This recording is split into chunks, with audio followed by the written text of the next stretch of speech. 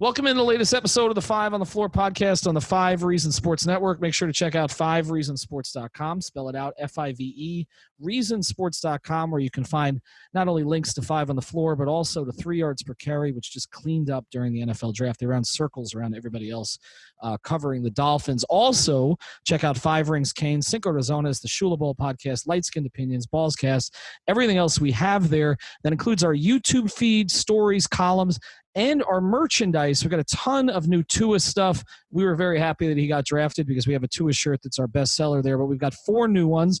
We're putting everything in kids variety, everything in women's variety as well, and we're doing the same to our 11 Heat shirts. So go check that out at 5reasonsports.com/merchandise. Some of the merch is held up a little bit, obviously, because of COVID-19, so get your order in now.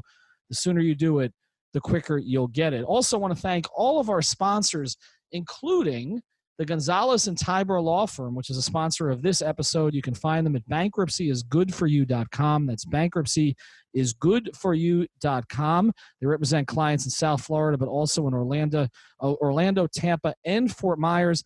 Important these days that you can do a consultation over video conference or telephone. They can do that for you. You can call them at 954-678-8354. That's 954-678-8354. Look, a lot of people don't like to talk about bankruptcy, but it's actually one of the few laws that exists to actually help consumers. The new stimulus program, which was passed by Congress and signed by the White House, just made some important changes to the bankruptcy laws, so it's important to have an attorney explain the changes. Don't try to figure it out by yourself. And look, they've got payment plans, and there are little to no upfront fees. So you really should check it out. And if they can't help you, they probably can help someone you know. If you're lucky enough to make it through this crisis with no financial problems, reach out to somebody else and tell them to contact Gonzalez and Tybor Law Firm over at bankruptcyisgoodforyou.com. Even before the pandemic, a lot of people were carrying a lot of debt, living paycheck to paycheck. Bankruptcy can give them a chance to start fresh, and it doesn't ruin your credit. So check it out. Again, bankruptcyisgoodforyou.com, 954-678-8354. And now, today's episode. Welcome to 5 on the Floor, a Miami Heat and NBA podcast from Ethan Skolnick with Alphonse Sidney, a.k.a. Alf954. Brought to you by the 5 Reasons Sports Network.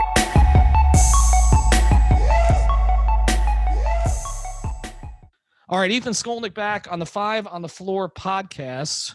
I've got Alphonse Sidney, who just got done doing – how many hours of streaming did you do last night? I think we did 4.5 hours total.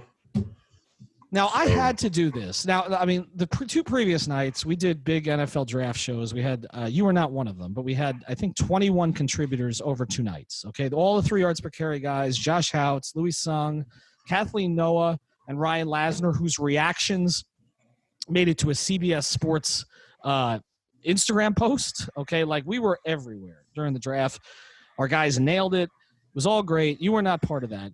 But you made a decision to join us for 5 Reasons to Drink, which was our Saturday show. And then for some reason, after an hour and a half of that, which I had had enough, and I was drinking a soda because my daughter's here, you decided to then do another 4 hours? It was 3. I think it was 3 more hours. It's not that I decided. We started drinking, and like I have literally nothing else to do. So if you weren't drinking, so you were having Coke, and you have your daughter there, and so you're done and you go about your merry way. The rest of us had nothing to do. So what do? We all just said, well, we were just going to do a Zoom call where we all, me, Friedman, Kylie, Lasner, and just get drunk. And we're like, well, and Alejandro said, well, no, I'll keep producing it. So Alejandro kept producing it, and we just kept going. So I don't understand him. Now, that's our producer, Alejandro Villegas, who's taken control of YouTube and a lot of other things in our network. He also is on Cinco Razones. He's got a big, like in the Spanish community, he's got a big profile on Instagram and video. He's big in baseball, big in soccer. I don't know why the hell he's doing that with you guys for 3 Ethan, there's nothing to – first of all, he wasn't even there for – like he just left it going and did his thing. Like he wouldn't play video games or whatever he was doing, watch a movie with his wife. I don't know what he did. But he just like left us to our own accord and just did whatever he wanted to do. And he would come back like periodically, like every 30 minutes and like post some tweets and then go right back to whatever he was doing. So we really didn't put him out at all. We're just getting drunk, hanging out. All right, so that's the after 5 reasons to drink, which was sort of the post game to the 2 draft shows. You guys then did a post game to the post game. But People now we're were actually still watching like 3 hours in, which I didn't understand. That I don't understand either. I was not one of them. I checked on once on the YouTube channel just to see what was going on, to see how I was going to get sued, and then after that, I decided, okay, that's it. I'm going to sleep, and that was the. And, you know me, I usually stay up all night. Like that was I just the only person that got in trouble was Lasner. Well, I don't want to discuss that on the podcast. We're not going to get into that. That's our marketing coordinator. You have a political disagreement with him, as do I. We're not going to discuss that on the podcast. All right, let's get to what we're going to talk about today. I guess before we do, I think a lot of people missed it because I dropped it like Wednesday night before the NFL draft. But I did an hour episode with Shane Battier, which people should really check out. And I know some people have complained about the audio. This time it wasn't us. His wireless was a little shaky. And when you have a certain amount of time with a guy, because I know he had a hard out point because he had something else to do. I didn't want to stop this, that. I just like, okay, let's blow through it and see if we can do the best we can with it. I hope you enjoyed it. It's great content. Everything about him, you know, in the Horsetronaut and the speech in Toronto on the bus and going to Denny's and him being mad at Spoelstra and all these backstories as only Shane can tell them. So his relationship with LeBron, his relationship with Dwayne, his relationship with Mike Miller, it's terrific stuff. And so you should definitely check that out. But now we're going to pivot a little bit here, and we're going to involve the biggest story of the weekend, which is that the Miami Dolphins are relevant again. And that has not been the case. And for people who know my background, the first team I covered down here was the Dolphins. I switched to the Heat pretty quickly, and then I was kind of back and forth with the two teams for a decade, and then I was purely Heat once LeBron got here. But I covered them a long time. There wasn't a whole lot of success. The closest that they ever came, I think, was that 2002 team that I covered that started, they started basically 5-1, winning in Denver on a Monday night or Sunday night in a blizzard. They looked great. Jay Fiedler got hurt. Chris Chambers got hurt. Oronde Gadsden got hurt. Ray Lucas went 2-4. They end up, missing the playoffs because they have awful games in Minnesota, New England. The next year they missed the playoffs also. And it's pretty much been all downhill from there. They have not been relevant. They haven't had a quarterback of any note except for 1 year of Chad Pennington since Marino retired after the 99 season. So we're going back more than 20 years. The Heat have won 3 championships since the Dolphins last won a playoff game, okay, which was the year 2000, December 30th, 2000, with Lamar Smith rushing for 209 yards. They've not been a relevant franchise. And so I have made this argument with a lot of people, Alf, and I know you have as well, that the Heat are the team in town, that this is a basketball town now. There's nobody under 35 years old. You're 39, I'm 47. There's nobody under 35 years old who cares about the Dolphins more than the Heat that I can find. Okay. They're out there, but they're few and far between. Right. The Dolphin crowd is mostly, and I noticed this on the draft buildup, the Dolphin crowd, a lot of it is on Facebook. Why? It's older and it's whiter, okay, than the Heat crowd. It's just, I'm not trying to divide people. I'm just saying that's the demo, okay? In this market's gotten more and more diverse, and the younger that it is, the more prone they are to love the Heat because that's the winning that they saw. It wasn't the Dolphins. So I will ask you this. I thought they had an exceptional draft. We're not going to evaluate their draft. But they drafted the guy that I thought they needed to take. Everybody thought they needed to take. They needed a charismatic face of the franchise that people could get excited about.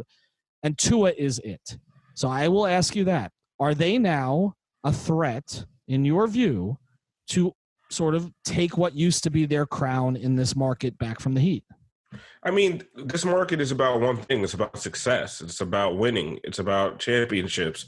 So if Tua does prove to be, everything that Dolphins fans are hoping he's going to be, then yes, they have a great chance because at the end of the day, for football not to be king in a town like this, the Dolphins had to be really, really, really inept for a really, really long time. It's not about the game of football or the sport that has relegated them to second place around here. It's just how bad they've been. So even a little bit of competence can catapult them back to the number one spot pretty quickly. And if they start having playoff success, and I mean, if they win a Super Bowl, this town is going insane because it doesn't matter where you are in the country. A Super Bowl is bigger than an NBA championship. But I feel like, I think people are getting a little bit ahead of themselves. I've been screaming that they're going to draft Tua this entire time. You were saying the same thing. I just thought it was just common sense. The marketing aspect of it, like it just made all the sense in the world when your entire fan base wants one guy. Even if he flames out and is a bust, like they're not going to blame you because that's the guy that you were supposed to take. Right. So, but yeah, as far as the Dolphins taking over, yeah, I mean, if they win and they're consistent and they're competent, yeah, they'll take back over. But that's the thing with the Dolphins, like, is that actually going to happen? Right. And look, they did for the first time ever, and Alex is joining us now too, which is good because we've kind of got, I wouldn't say 3 generations on this pod, but Alpha's close to between us. You're not that old. No. Well, right. Right. Neither am I. No, neither are you, but close enough. But, it's like you had Hank Goldberg on the show. Well, right. No, Hank would be a different generation. If we had Hank on and some of the guys that used to populate the airways for sure. It's true, right? We're all like, I'm a Zoomer, Alpha's a millennial, and you are what is it? True. Yeah, but he's borderline millennial, and I'm Gen X, but and I'm borderline Zoomer. I'm barely a Zoomer. Yeah, so I mean, we all kind of qualify. I mean, I guess, and I'm going to get to you here in a second. The biggest thing to me is it's not just that they drafted the guy everybody thought that they should take, which is the first time they've pleased their fans in about 20 years. The obvious choice and didn't overthink it. They made all the reporters overthink and do their bidding for them and throw a bunch of smoke out there, and that was embarrassing for 2 weeks. It was just pathetic. But the biggest thing that they did was, they displayed competence, I think, for the first time ever. Now, we don't know if the players can play, but the moves made sense. They're building a foundation in the trenches. They added all the offensive linemen. They added defensive linemen. They added players at premium positions in free agency. They're fortifying the secondary in a passing league. They didn't give Tua a ton of weapons, but they got a running back who was pretty good in Brietta for really nothing, a 5th-round pick. And, after they got Jordan Howard, so they've got pretty decent backs, and they're waiting to add the rest of the skill guys next year when they're loaded up with draft picks again. And they have a pretty good receiving core if it's healthy. So, they look competent. And to me, that has been the big difference. And that's the column I wrote about before the draft. I said, Dolphins, be the Heat.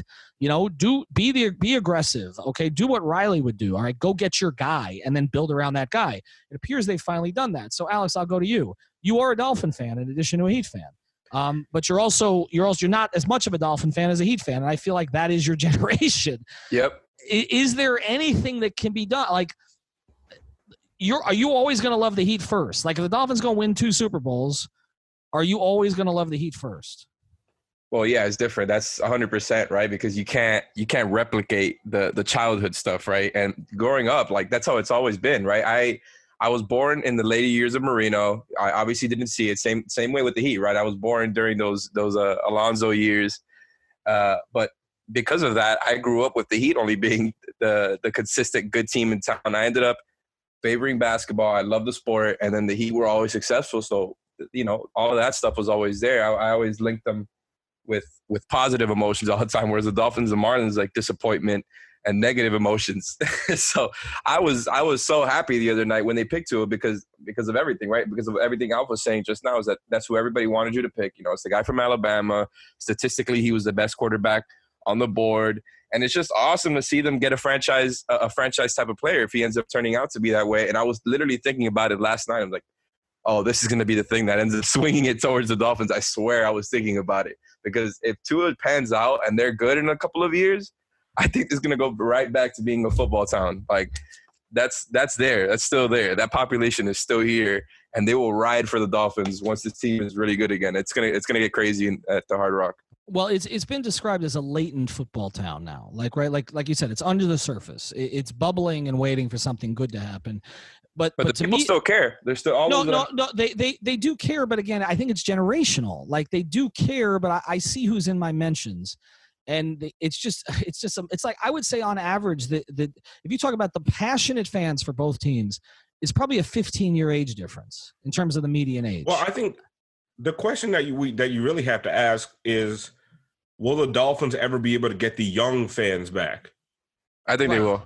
I was just gonna say, like, I think Tua and them being good in a couple of years, they're gonna be exciting, and that's exactly the type of situation you need, right? Like, you need an exciting quarterback who you can consider a franchise quarterback, and I think everybody's just so used to them being whatever and kind of mediocre that I think it'll get the young people right back on their side. I know I'll be right back on there. I didn't watch a game of Dolphins football last season.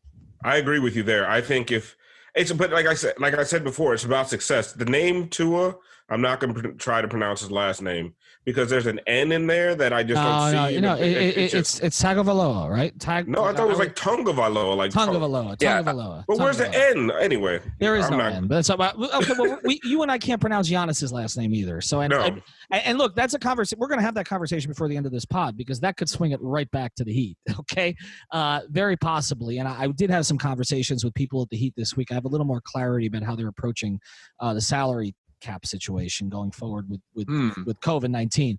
So we'll get into that. But yeah, I do think I understand what you're saying. It's about success. To me, the biggest thing is this. The biggest team in town is usually the team that has the biggest star. Okay. And for years, even when the Heat were good, okay, the late 90s Heat, they were very good, as Alex referenced, with Zoe and with Tim. But even when Dan was near the end, it was still Dan. Like, Dan really wasn't that good after 1995. He had the Achilles injury in 93. He was really good in 95, but the team wasn't. And then Jimmy came in, and Jimmy didn't want him, okay? And basically the whole thing was, Dan's going to hand the ball off now, okay? And Dan's not going to be able to audible anymore. And every day on the radio, I mean, thank God, Alex, you didn't have to listen to this. Every day on the radio. In fact, to the point that Neil Rogers made fun of it all the time. Jimmy and Danny, Danny and Jimmy, Jimmy and Danny, Danny and Jimmy, Jimmy and Danny.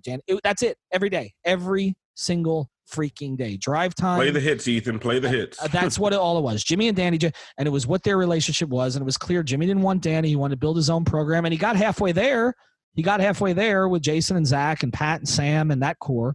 But they could never get – and then they added Ricky, obviously, with Dave, and they can never get over the hump. But to me, the thing is, it was always Dan. Even Zoe was never the number one guy here, okay? And even when Dan left the stage, it was more Jason and Zach and then Shaq and Dwayne. Okay, it was never. Well, in the middle there, you had the Hurricane players that were more popular than Heat players. Correct. You had the Ray Lewises, the Ed Reeds. Yeah, in the late '90s, early 2000s. You could that 2001 team was, yes, absolutely. Ken Dorsey was a bigger name than Eddie Jones, if you will. Wasn't that the case until like 2006 when the Heat finally won? No, until Shaq came. It was a case till Shaq came. It was Shaq came. Okay. Shaq changed it all in 04. I think that. I mean, Dwayne, to a certain degree, there was excitement. There was some buzz about and that him. was about the time that the UM thing had just ended, right? It had just stopped being elite. That started to fall apart. And then the Dolphins, then they fell off. You know who the biggest star was in this town probably in 02-03 was Ricky Williams, actually. Ricky was probably the biggest star in this town. Like when Dwayne was drafted, Ricky was in 2002 where he rushed for the 1800 or whatever it was, the 1800 yard, 1853. He was the biggest star in town. Everybody want to know about Ricky. And then, obviously, Ricky and Dan Lebatard's relationship and Ricky running off to a hut and everything else. And that whole thing seems so crazy. The time all he was doing was smoking weed. I mean, just seriously. That's what do you think about it in today's standards? Oh, my God. He wasn't doing anything. I mean, I didn't have a great relationship with Ricky when he was playing. He was standoffish. But he had social anxiety and everything. It got better after he was done. But he was the biggest star in town, I think. I mean, Zach to a certain look. Let's just be honest. Zach to a certain demo, absolutely. Okay, like white sports fans in this town, it was Zach. Okay, and rightly so. I mean, Zach was tremendous. Jason had his own followers, and then it became Shaq and Dwayne, and then it was really just Dwayne. Okay, and that's it. Till last year. till LeBron. Till LeBron, yeah. Till LeBron, and then Dwayne again. And the Panthers haven't had anybody. I mean, I've said this before. Barkov could walk through Sawgrass Mills and nobody would know who he was. Pavel Bure is the closest thing they had to a quote-unquote big star, but nobody really cared. And they didn't win anything with him. And the Marlins, had, two blips, right? Like 97, but that lasted a year. And they were all gone. And then 2003, and most of them were gone right after that. And Miguel Cabrera was a star, but not like a mega star. Dontrell was bigger than Dontrell was huge in 03. That was an attraction. I remember covering Dontrell versus Randy Johnson at the stadium. Oh, my God. That thing was lit. I think I was at that game. Yeah, that was a 2-1 game, and it was just Dontrell captured this town. People forget that. Like, for about 2 years, Dontrell and Ricky. Those were really the two. Those games were. That's the insane thing is those games. He brought people out more than Jose did, which is wild to me. Yes. He moved the needle like no Marlon ever has. Like those games were packed. I went to a lot of those games during that 20-win season. Mm-hmm. I mean, the place was insane, and it was for a pitcher. It wasn't for home runs or big hits. It was just to watch this gangly guy on the mound throw. Like, I mean, just throw the most insane shit that nobody could hit. It was a wild season. But you're right, though. A lot of it was style with him. It was that he looked unconventional. And the other thing was, he was unique. Okay, black pitchers in Major League Baseball are somewhat rare, but the last guy I can remember that captured everybody like that was I was growing up in New York when Doc Gooden came up, and that was I was 11 years old in his '84 season, and we were like trying to get off the bus as fast as we could because Doc was pitching at 3:00 that day. Like that was everything was. I mean, those teams in New York were Strawberry huge. And Doc, man. Strawberry and Doc and Hernandez and Carter. Those teams were huge.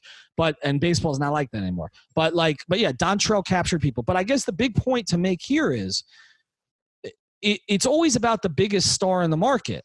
And Tua has a path to that because Jimmy's charismatic, okay, but Jimmy's not LeBron or Dwayne. So the question we're going to get to after the break is, if Tua is what we think he can be, do the Heat have anybody who can be bigger than him, or are they going to get somebody who's going to be bigger than him? So we'll get to that in a second.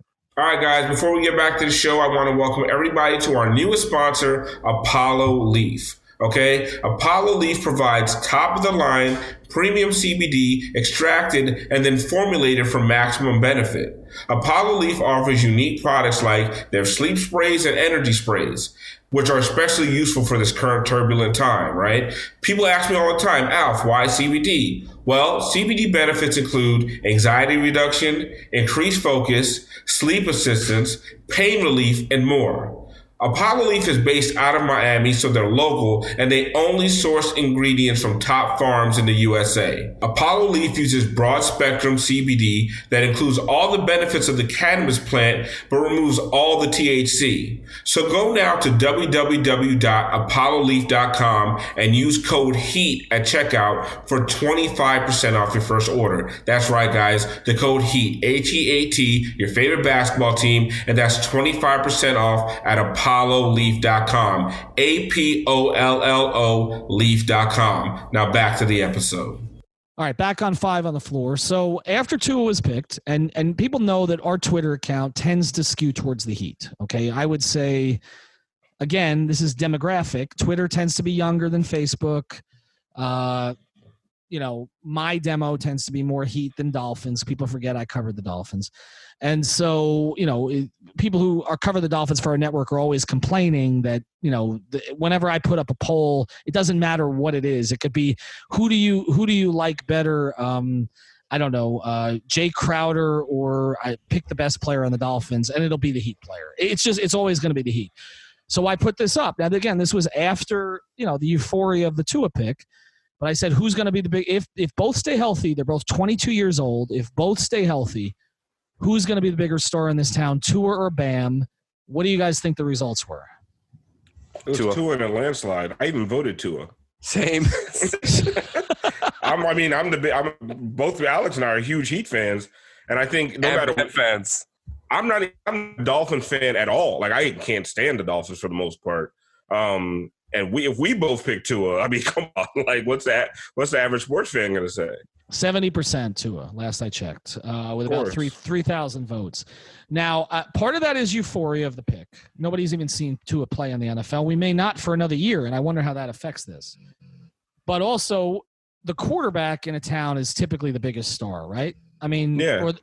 I'm trying to think of how many cities that would not be the case. L.A., where else? Dallas, he is, even though they've had pretty big star. Who would be the bigger star right now, Dak or Doncic? Probably Luka, right? That's a really good question, man. Right? That's a really. I would say Luka. You know what? And I think there's a segment of his own fan base that doesn't like Dak, where there's not a Mavericks fan out there who doesn't like Doncic. It's hard not to like Luka. But okay, well, let me give you this one. Who was it, Romo or Dirk? Oh, we wouldn't know about that. I think it was probably Romo before. No, Romo was another guy who was controversial with his own fan base. Mm-hmm. Dirk was not, because the Cowboys are the biggest fan base and have got so many opinions that you're just gonna have those opinions all the time. Yeah, and then also their lack of success. I mean, Dirk was winning 60 games every season. Like it was hard, and they didn't break through to 2011. But even so, even when they lost in 2006, what they just played on Sun Sports, and I found very few questionable foul calls, which was strange.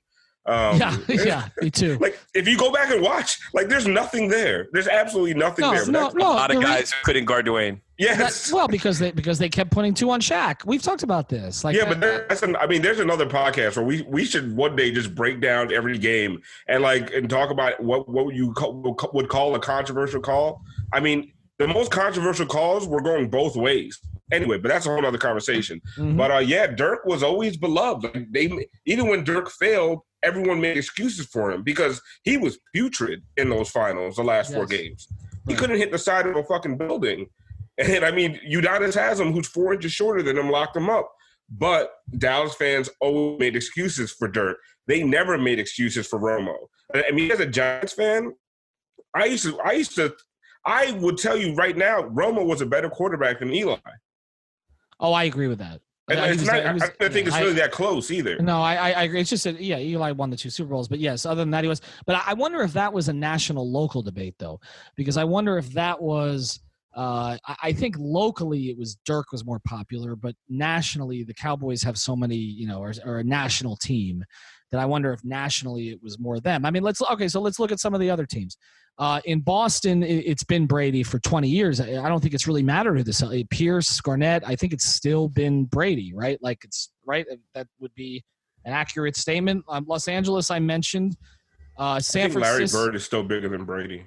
Right, but not. I'm talking about current players. I mean, Chicago hasn't had a player of any note since Michael. I guess if you look at, was Rose bigger than whoever the Chicago quarterback was at the time? Probably. Yes. I don't remember who was the Chicago. You don't remember the quarterback, so that's your answer. You know who it was? It was Cutler. It was Cutler, wasn't it? Or was it Sexy Raxy? And I think it sort of spans the eras there, right? I think so. And if that's the case, then Rose is bigger. In Denver, it's usually the quarterback. They really haven't had a play. I mean, right now, I guess Drew Lock and Jokic. I'm trying to think of some of the other big cities. DC, the quarterback usually is polarizing there. And I mean, that's typically the way that goes. And, I guess Beal, Wall, whatever. Philadelphia. Has it been? I mean, now is it Wentz or is it Jalen Hurts? Jalen Hurts, right? Is it Wentz, Jalen Hurts, or is it Embiid and Simmons? I guess it's Wentz. Listen, if you're in Philly, it's the Eagles above everything. Right. So and most towns are like that. LA is an exception. Detroit's an exception because it can be the hockey team. Actually, it can be the Red Wings. But I mean, there are a few exceptions around the country, but typically the quarterback is the most polarizing, talked about person in the town. Now here, Tannehill was polarizing, but in a way that nobody really gave a shit. Like he wasn't charismatic, and to me, that's the big difference here. And I want to pivot back to the Heat. Tua not only has ability, but he's charismatic as hell. Okay, I mean he is from the way he dresses to the way he carries himself. Just the way he speaks, the way he has presence. Like he's a quarterback. Like the Dolphins haven't had a quarterback. Like I like Jay Fiedler, but like getting Jay to say anything but was as smart as he was difficult. Like Fitzpatrick has some charisma, but nobody thinks he's going to be here long term. They've had guys like Cleo Lemon and John Beck and Joey Harrington who played piano. They haven't had anybody who's had any charisma. I mean, Chad Pennington doesn't even really have any charisma. He played the part, but he didn't have any charisma. Culpepper was like a dead man walking by the time he got here. So this is the first guy, and I guess so. Let's get back to this. Bam has charisma also. It's natural charisma. He's not as flamboyant as Jimmy, but he's growing into it.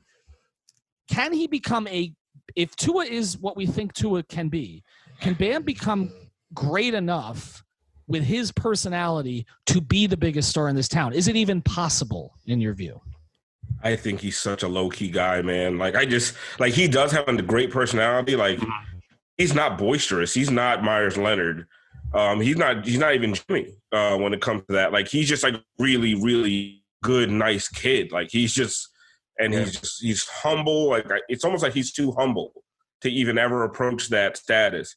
He's always he's like workmanlike on the court, and like he's gonna put up 18 and 11. With 6, one day get up to 4, 5, 6 assists, and I mean I think he's already at 5, so he's get maybe up 6, 7 assists, and that's not superstar take over a town material. He's the kind of player that'll help you win a championship, that's for sure. Mm-hmm. But he's not. I don't think Bam will ever be that kind of name, and I don't think Bam wants that kind of name. I think that's probably what's going to hold him back. The fact that it just doesn't even seem like that's something that he wants. Like, do you guys when we talk to Bam? Do you guys talk to a guy who wants to be a star? I don't think he did, but I think he's starting to figure out that he likes it. I noticed, Alex, you noticed a change at All-Star? I thought that. Yeah, he got a little bit more confident after, I think, just getting named it. And I think he liked getting that recognition. But I do agree with Alf, though, like he doesn't seek that out. And I don't think, and you know, he's very humble, like Alf said. He's also like, he's got a low voice. He's always very laid back, right? There's something about him. And Alf, like what Alf was saying about his numbers, and I think that's going to be my key point here, is that I think he's going to be somebody that's known as, you know, somebody you really like in this town, even though maybe, you know, he's not as exciting as Tua if Tua ends up being what he's supposed to be. But they're going to associate him with winning, because that's all he's done so far as a starter is help the team win. And he's going to, you know, he's somebody maybe going to win most improved. I think they're just going to be in a few winning seasons from here on out, and they're going to associate him as like one of the biggest reasons where it's be his own identity. He's going to be stand before and after the win, because I mean, it's just that big profile. I think his town is going to be Zoe. He's going to put up like similar, like his best seasons are going to be similar to Zoe's best seasons as far as just counting stats. I mean, he'll never he completely biases Zoe in playmaking. Like it's not even close, right? But as a big man, first of all, it's hard for a big man to be unless you're Shaq, right? I mean, you have to be Shaq, outside over the top. Like, and the thing is, he doesn't even play as much like a big man as some of these other guys we're talking about. Like, he brings the ball up. He basically plays point for 40% of the game. So he's a different kind of player. But for the average sports fan to differentiate that is hard. They still think of him as the big man for the Miami Heat, and big men, like I said, he'll be beloved like Zoe, especially with diehard fans. Tertiary casual fans will know who Bam is, but he'll never reach. If Tua has a 10-win season, he completely surpasses everybody on the Heat as far as a name. All right, so let me throw a wild card at you, because obviously there's the possibility of a Giannis, and we'll talk about that here real quick. But the guy who does have the personality for it, if his game catches up, is Tyler Herro. And I wasn't even thinking him when I was making the Bam Tua comparison. But what if Tyler Herro is a 23, 24 point a game scorer for the Miami Heat? With his quote unquote drip. Charismatic white guy? Oh, right? Well, listen, I don't think he's that charismatic, but I do see what you're saying. I mean, he doesn't even have to be charismatic in the traditional sense. He doesn't have to say outrageous things, but we saw what happened on the court. What was it he said to somebody? You can't effing guard me? What was that? Who was he made that comment to, I forgot, one of the guards was an OKC guard or something like that this year, and that caught fire on social media. He's cocky as hell.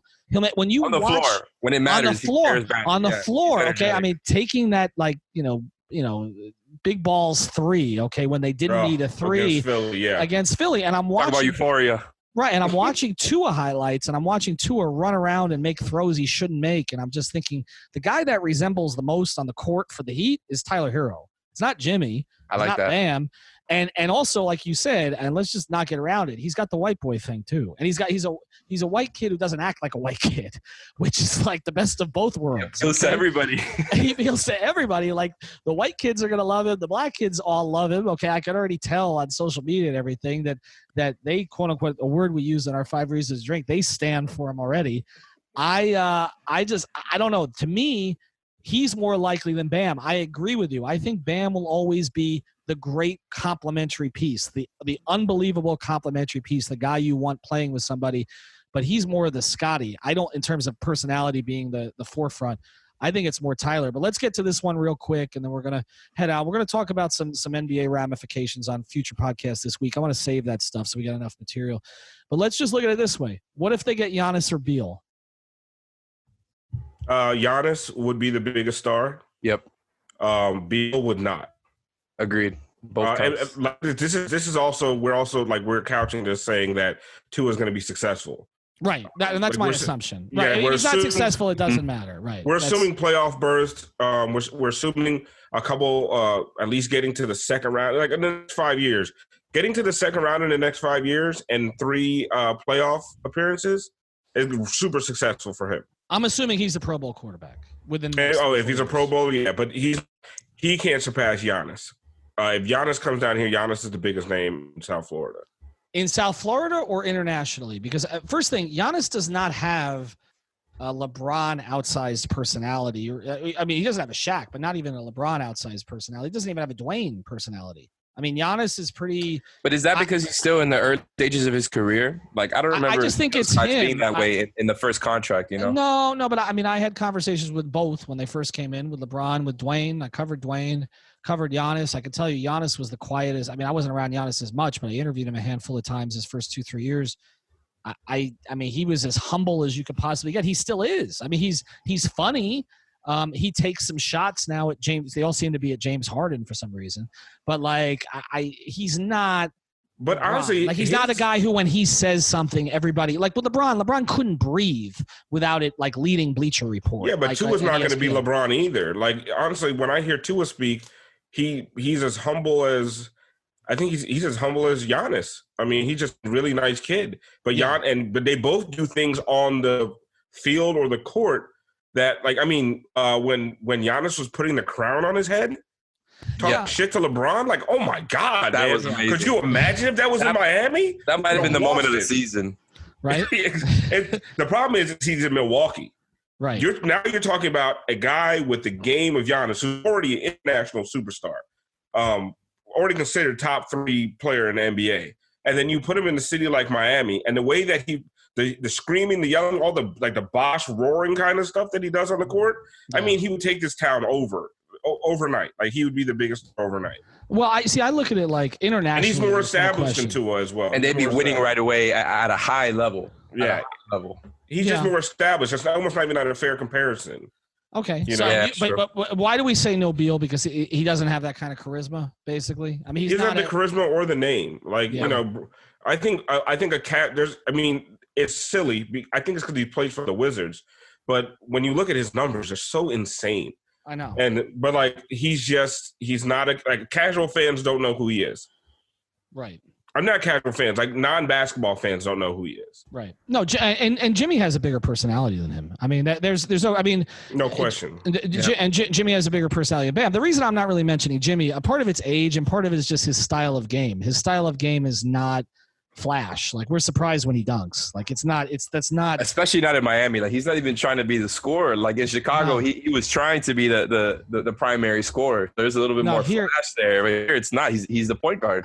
Yeah, here he's mostly known for the memes. Like it's like I mean the faces he makes and that kind of stuff. And well, that's everywhere. There's so many of them. Jimmy Butler is maybe Mount Rushmore of GIFs. No, he is. That's a topic for another day. Well, you know what I would say, like this current Heat team, if they won a championship, would it be a Dwayne Wade type of deal where a superstar like came out and it was a coming out party, or would it be more? I think it would be more of a collective. It's a collective. Yes. That's why you're not going to find a star in this group because it'd be more of a collective. But I do think of the guys on this team, the guy who I could just see blowing up, and I wanted to see it in the playoffs. Tyler Herro. I wanted to see it this year because look, Duncan Robinson doesn't have that kind of charisma. Tyler Herro has it. He just oozes it, even though, like you said, it's not even the things he says. Like he was to me an impossible interview when he first came in. He got a lot better. He got a lot more comfortable. I'm watching it happen. I saw it happen with Dwayne. Dwayne, the first couple of years, I've told this story many times. Chris Perkins and I had him alone, at the All-Star game in Denver in his second season, and we were the only two people talking to him. And I walked out and I said, yeah, Chris, I really didn't have anything to say to him. Like there wasn't anything there yet. He hadn't experienced anything. And now think of Dwayne. Like you could talk to Dwayne about global politics or shoes or wine or whatever. He did an IG live with Steph and Aisha Curry. Yeah, I saw that. Like, Dwayne became Dwayne during his time in Miami. I just can't imagine what Tyler Herro wore that to the draft. That's all I got to say. I think him and Jimmy are always going to be the bigger profiles and bigger characters over Bam and even the Beal, I think. Yeah, I think most likely. But it's interesting. But anyway, this is three Heat guys who pretty much agree that the quarterback would be the biggest guy in town. So I guess there's something to that. Check out all of our sponsors. We didn't mention all of them on this particular podcast, but go to chiropractickeystone.com if you're having back trouble. Our guy, Dr. Jonathan Chung, can evaluate you, and he's got a great special right now, which is basically a 15-minute consultation video or over the phone, and he can check you out. And then essentially the first one after that would be 50% off. Also, check out Christopher's Bakery. I'm going to order another one from there. You can find him on Twitter at Nilla Wafer Cakes. Go to christophersbakery.com/5 reasons. Type in 5 reasons. You get 15% off there. So we've got a lot of great promotions coming. And we just signed a sponsorship deal with Mr. M Sandwich Shop. If you've ever been to that spot, it's a great spot in Hollywood and also in Davie. And we're going to have a promotional deal with them where 5 Reasons listeners and 5 on the Floor listeners are taken care of. Check out 5reasonsports.com as well. And we'll be back a couple more times this week. Thank you for listening to the 5 on the Floor on the 5 Reasons Sports Network.